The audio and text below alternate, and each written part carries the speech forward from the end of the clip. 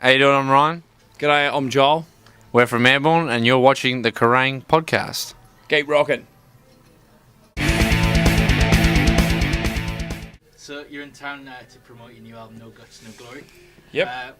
We understand it was sort of written first of all in a pub. Can you tell us about how that came to be and whether it was a bit of a distraction? Well, the pub was closed down. However, one of our favourite pubs around the corner, the Cali, was open, so we spent a bit of time there. But it was 6 months in the pub, Criterion Hotel, which keys to our ex-boss who works at the pub up the road has to that pub, and we just went there and set all the gear up. Yeah, we rode a lot. I mean, it was 2.5 years on the road for Run and Wild tour, so we, a lot of the riffs, every riff that was on this album was written on the road, virtually every country that we toured. So there was a riff on this album from every country we toured on the Run and Wild tour that made it on here. We had a lot of ideas, we just put them all together in the pub. Do any of the riffs kind of take you back to which country it was written in? Yeah, Steel Town was done here in the UK, Sheffield. Yeah. It always takes us back there. You just remember the day we recorded it. Remember what was going on, and you always think, raise the flag. I think that was France. Yeah, Overdrive Hellfest comes to mind in Japan. Yeah, and Born to Kill, that was Australia. So I think Back on the Bottle, that was there's a whole tour, yeah. So you spent a lot of time on the road there, 2.5 years. Yep. How did the band change, do you think?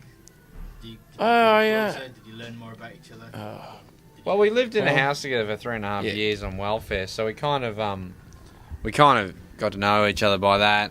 But as a band, really comes to mind, I reckon it was subconsciously, like a hell of a lot of stuff we would have learned subconsciously. Yeah. And the stuff we don't know we learned that we just picked up. Matured as a band, I guess. Yeah, like a wine or a whiskey, bottle of whiskey in oak barrels. Yeah. Anyway, so we just we toured with some pretty big bands and learnt a lot from them. Their consistency to deliver every show. That was one of the things I remember learning. Was even watching Status Quo to Motorhead. They're just consistent in everything they do. I understand you picked up a few tips from the Status Quo documentary about the proximity and how they played in the studio.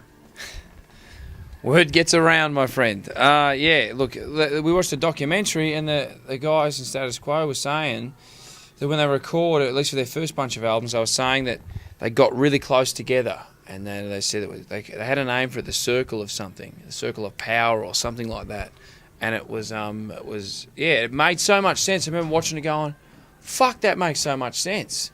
Just get really, really ridiculously close together and play. It will be tight because everyone's there playing, and it works. It really does work. It's the status quo. Yeah. How many pints of beer do you think you had collectively on the tour in support of Running Wild? I don't know, a few. I always wonder about that.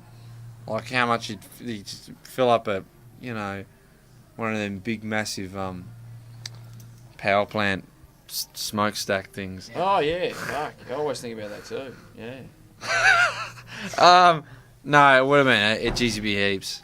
Yeah. Fucking heaps. So do you have any surefire hangover remedies? Ryan, he's got a good one. Does it involve beer? Yeah, sometimes. It works sometimes. A shitload of aspirin and a shitload of paracetamol, a shitload of Nurofen and a shitload of fucking water will help. There's a couple of things you can do. Dry ginger ale is good. They're trying to ban it. Pseudoephedrine is in cold and flu tablets. They use it to cut up speed. If you take a few of those, use it as a substitute. As a substitute. But anyway, so that helps you. Another one is Pedialyte. It's given to babies. Yeah, fucking Pedialyte. For lack of when they diarrhea or something. Basically, it I'd add that in Texas puts it rehydrates the system. So if you get the cold and flu with the pseudoephedrine, which they're trying to ban, with the Pedialyte that you give to babies, you mix that up for a hangover, and you're pretty much going to be okay. other than that, there's just so many things we do when we get hangovers. Yeah, just fucking. If all else fails, just grab another Start beer and drinking. just get back on it again. Fuck it. Brilliant. So you're coming back to the UK on the 29th of March. Yeah. And the tour runs until April the 14th. You bring out the Black Spiders and Taking Dawn. Yep. What can we expect from your show? Do you have a spectacular light show? Yeah, got a few lights. You got a shitload Couple of of marshals. Yeah. And Paul Marshall's come to the party again. And when Paul Marshall comes to a party, let's just say it's a fucking loud party. It's a big rock and roll party. And yeah, we're back on the piss, back on the bottle. Yeah, if you're looking to get fucking blind and, you know, just get fucking out of your mind, then yeah, come on down. It's big. It's going to be bigger. It's going to be more energetic than recently, and it's just going to be loud, so loud, and just in your face. In your face. Like it's yeah. Like Because we fucking love it loud. And like, you know, so it's going to be loud. Excellent. Final question. You mentioned living on welfare together. Yeah. What are your tips for ensuring a good night, whether in or out with your friends, on next to no money? Oh, right. Well, first there's a few tips. Here we go. you got to eat. Pasta's really Pasta. cheap. All put in your money together. Put your money in together. And just get some Supermarket. pasta. Make it up, and then just leave it in the fridge, and then you just grab spoonfuls and microwave it. That's done, sorted. And it can last for a week. A big pot of this shit will last for a week. Some meat sauce, some pasta. Eat the same thing every night.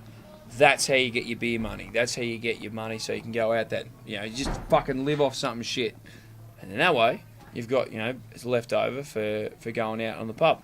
But also, And when you drink, don't order, like, if you're gonna get, like, I know back in those days, we got a lot of Jack and Dry.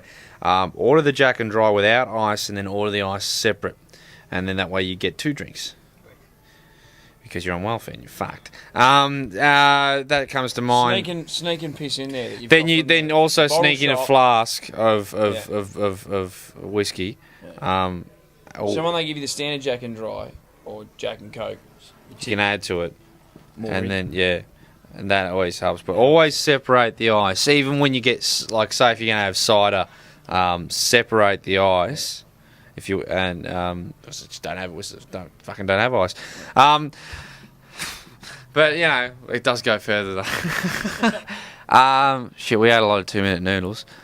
2-minute noodles are like, it's just like noodles in a packet. Yeah. Made by Maggie. But the pasta, big batch of pasta in the. Oh, if you know a mate who has a sheep or a cow, get him to butcher it. Put your money together, and that meat will go. Butcher it with this, Gene Simmons' base. That'll help. Put it back. No, so they said I could pick it up. It's Okay. all cool. Gene's, are you cool, Gene? We're cool. You're cool. Yeah. Anyway, Just one of the items at the Hard Rock Cafe here in London. get a cow, put it in the freezer. It goes for ages. Other than that, yeah, like you learn lots of tricks. There's not many more coming to mind right now, but there's heaps of stuff you can do. It's good survival. Good survival. So would a week in the Airbourne house make a man out of anyone? Man. Oh yeah, you know it'll make you a very hungover man, and yeah, you know you probably, I don't know, you'd be pretty happy. Yeah. Brilliant. Well, thank you for joining us on the Kerrang Video Podcast. Thanks for having Look us. forward to see you in the end of March. Thanks, mate.